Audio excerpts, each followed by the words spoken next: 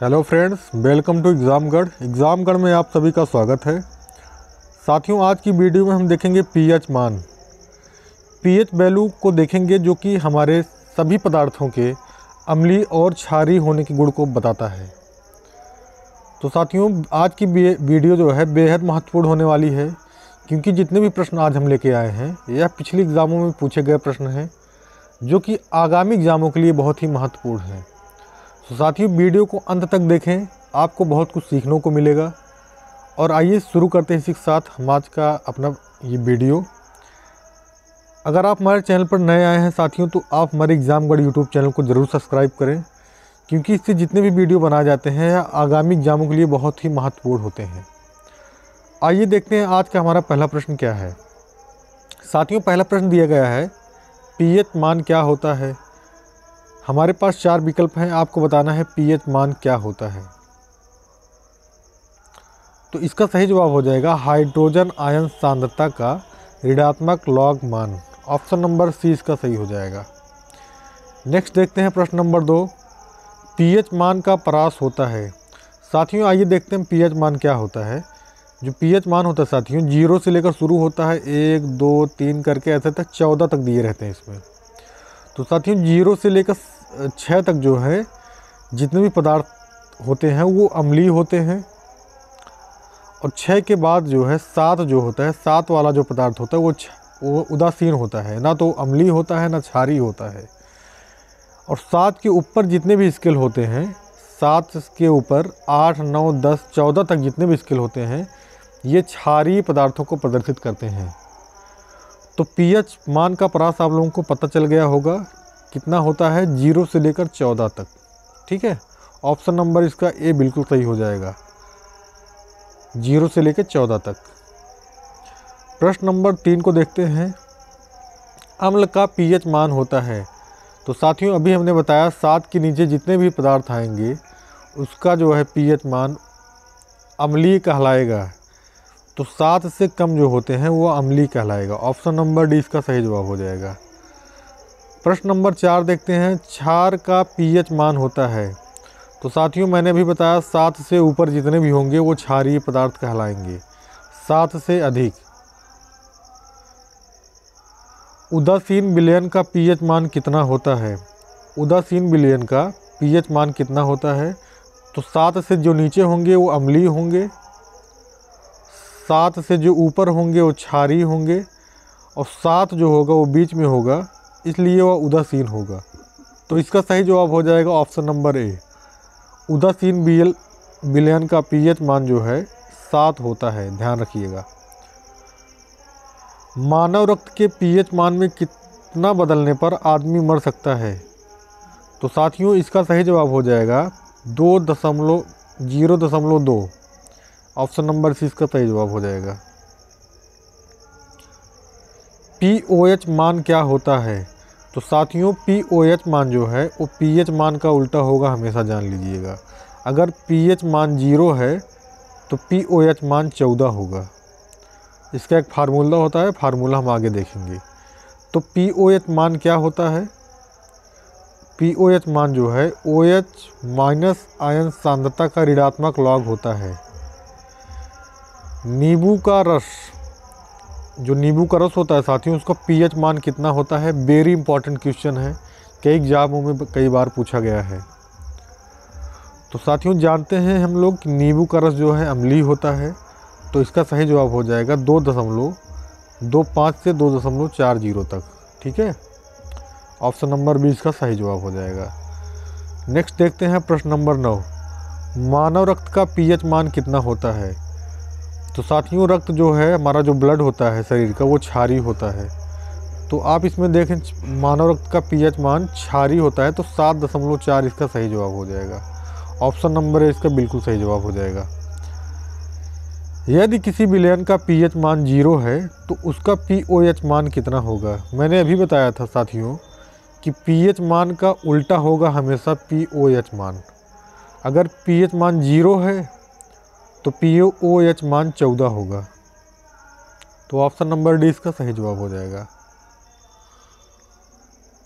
प्रश्न नंबर 11, यदि किसी विलयन का pOH मान 0 है तो उसका pH मान कितना होगा? तो pOH मान अगर 0 है तो उसका उल्टा 14 हो जाएगा। ऑप्शन नंबर 20 का भी सही जवाब हो जाएगा। अभी फार्मूले से हम समझेंगे। देखिए फार्मूला दिया गया है यहाँ पे, pH मान और pOH मान में संबंध बताना है।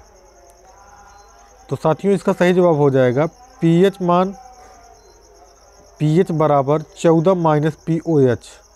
तो जैसे अगर हमारा pH मान लेते हैं हम लोग, अगर 2 दिया गया है तो 2 बराबर 14 माइनस pOH। तो 14 इधर जाएगा तो इसमें से माइनस हो जाएगा तो 2 12 आ जाएगा। तो इसका मतलब pOH मान जो है हमारा, pOH की वैल्यू आ गई 12। ठीक है, तो जितना भी दिया रहेगा 14 में से घटा देंगे, हमारा वो मान आ जाएगा। प्रश्न नंबर 13 देखते हैं, दूध का pH मान कितना होता है?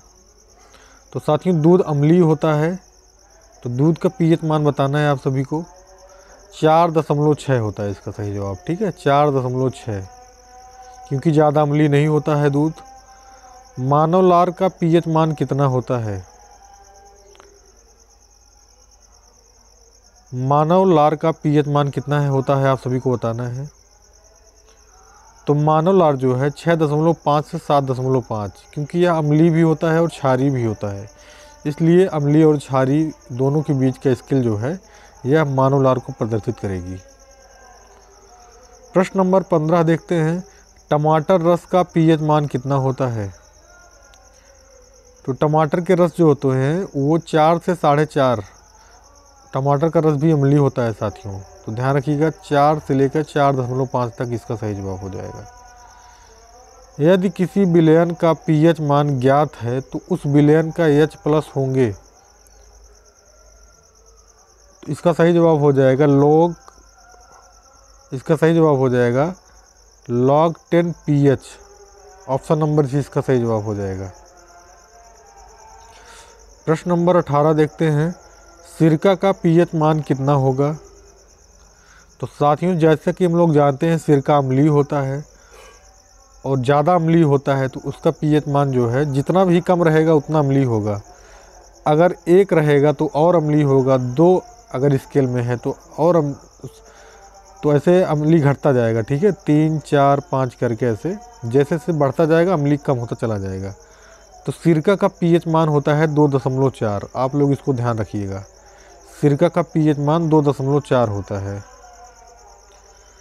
शराब का pH मान कितना होता है? तो शराब भी कहीं न कहीं अम्लीय होता है, 2.8 इसका pH मान हो जाएगा। मानव मूत्र का pH मान कितना होता है? तो साथियों मानव मूत्र का pH मान 7.8 होता है। ठीक है, 7.8 इसका सही जवाब हो जाएगा।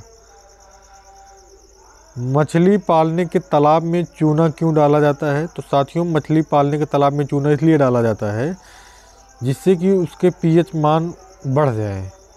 तो इसका सही जवाब हो जाएगा pH मान बढ़ाने के लिए। ठीक है, चूने का यूज किया जाता है। निम्नलिखित में से कौन pH मान को दर्शाता है? तो pH मान को कौन दर्शाता है बताना है आपको। तो साथियों इसका सही जवाब हो जाएगा -log H+ आयन। ठीक है, ऑप्शन नंबर 20 का सही जवाब हो जाएगा।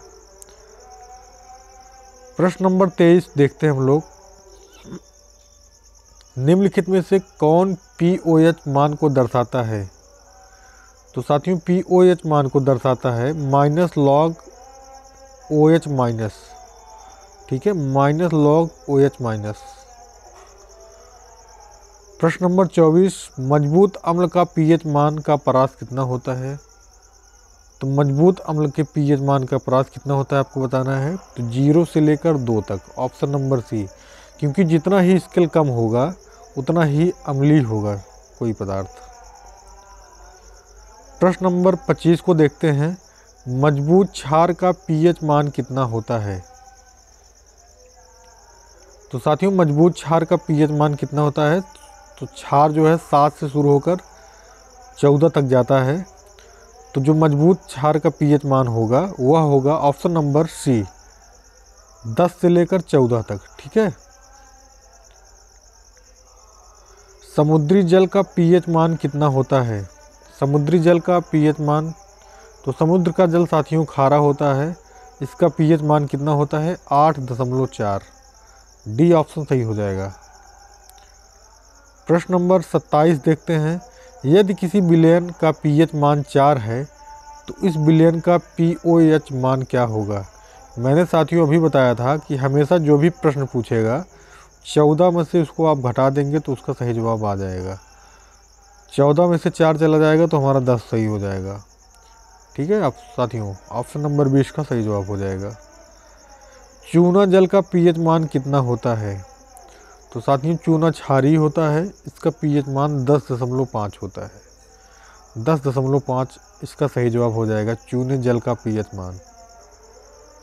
भोजन के बाद मानव लार का पीएच क्या होता है, बढ़ जाता है या घट जाता है या अपरिवर्तित रहता है या शून्य हो जाता है। तो भोजन के बाद मानव लार का पीएच जो है बढ़ जाता है। ठीक है साथियों। प्रश्न नंबर 30 देखते हैं, आज का हमारा प्रश्न नंबर 30, निम्नलिखित में से किस क्षेत्र में पीएच मान का महत्व नहीं है। तो मछली पालन में इसका महत्व है, खेती में भी महत्व है पीएच मान का, खाद्य संरक्षण में भी, लेकिन रेशम पालन में इसका कोई महत्व नहीं है। तो ऑप्शन नंबर डी इसका बिल्कुल सही जवाब हो जाएगा। पीएच मान का महत्व कहाँ नहीं है, रेशम पालन में। वीडियो पसंद आ रही साथियों तो हमारे एग्जामगढ़ यूट्यूब चैनल को सब्सक्राइब करना बिल्कुल ना भूलें। कमजोर क्षार का पीएच मान का परास होता है। तो कमजोर क्षार कौन सा होगा साथियों, 7 से 8 इसका सही जवाब हो जाएगा कमजोर क्षार का। ठीक है। 32, मानव आंसू का पीएच मान कितना होता है। मानव आंसू का पीएच मान कितना होता है। तो दोस्तों मानव आंसू का जो पीएच मान होता है, देखिए आंसू जो है क्षारीय होता है, तो 7.4 इसका सही जवाब हो जाएगा। ये बहुत बार एग्जाम में रिपीट हुआ है प्रश्न, मानव आंसू का पीएच मान 7.4 होता है, आप लोग ध्यान रखिएगा।